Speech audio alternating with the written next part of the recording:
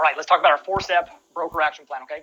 I'll tell you this, when you master this four-step approach, you're going to see a noticeable difference in not only the number of leads that you receive, but the quality of those leads as well, okay? So let's go through it.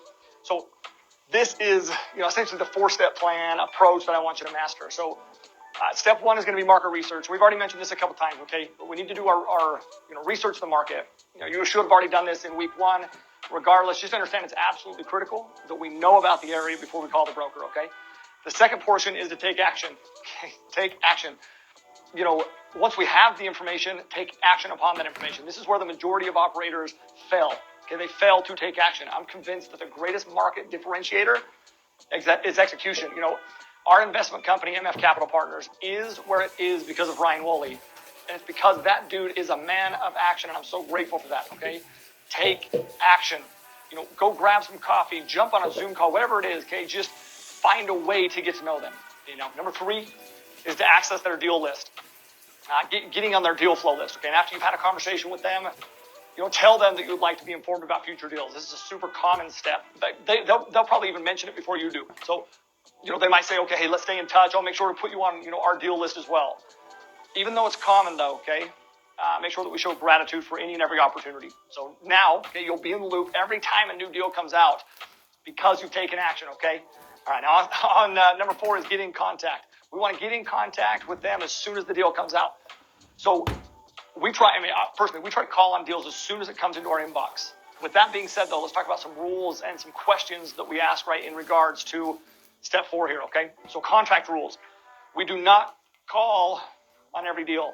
We do not call them on every deal. If we're calling them on everything ranging from value add to core from 8 million to 50 million, they are going to think that we're wasting their time, okay?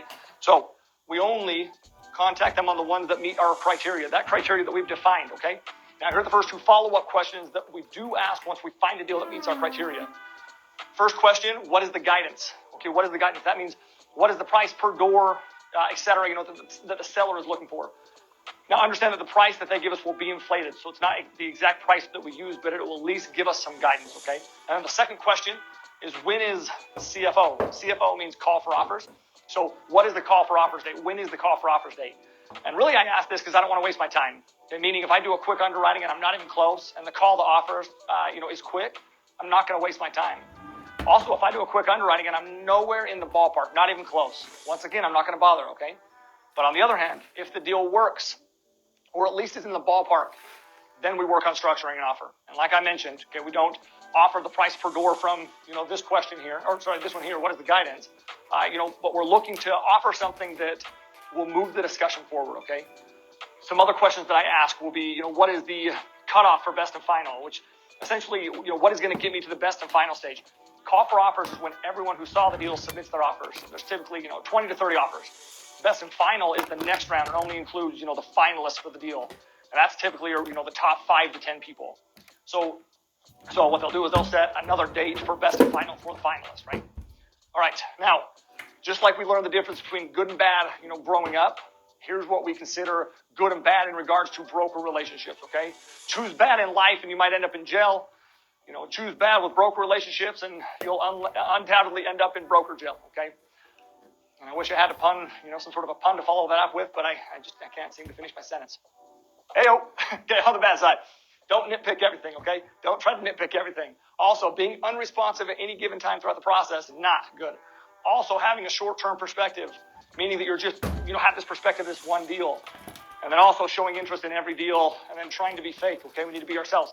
On the good side, what we consider good, having a long-term perspective, right? Multiple deals, understand that. Also, you got to understand, okay, both sellers and brokers have access to other deals. So we want to be their go-to contact for that, okay? Also, showing interest in them is good. Go grab some coffee, schedule a Zoom call, remember their name, ask questions, and then actually listen, okay? It's a rare trait. And then number 3 is show appreciation. Show appreciation. Thank them for their help. Thank them for adding you to their deal list. If we really want to stand out, we could go post on LinkedIn and, about our meeting with them and how that they're an absolute wealth of knowledge, okay? Think outside the box. Number 4, be yourself. Be yourself, man. You are your greatest asset. Too often when we start something new, we think that we need to conform, right? Trust me, being yourself is a way better approach. Other good things to do, look for ways to do deals, like be creative to find ways to make the deal work. And your coach can help you with that. Also, be specific on your deal criteria, research the area and what we're looking for. And then lastly, right, ask them what they're looking for. Ask them what they're looking for, and then sincerely think of ways that you can help them. Our job is to, get the broker to start working on our behalf. Maybe we say something like, hey, I want to make sure that you perform for the seller just like I want to, I just need to turn this into a 10% cash on cash deal so I can perform for my investors. I'm sure that we can make something work. This essentially lets the broker know that we're aware of the market and their need to the seller, and if they're in for in it for the long haul, they'll understand our obligation to our investors. For crying out loud, we just acknowledge, that we're aware of their obligation to the seller. We want to make sure that they look good with the seller. This also removes us from being the bad guy, right?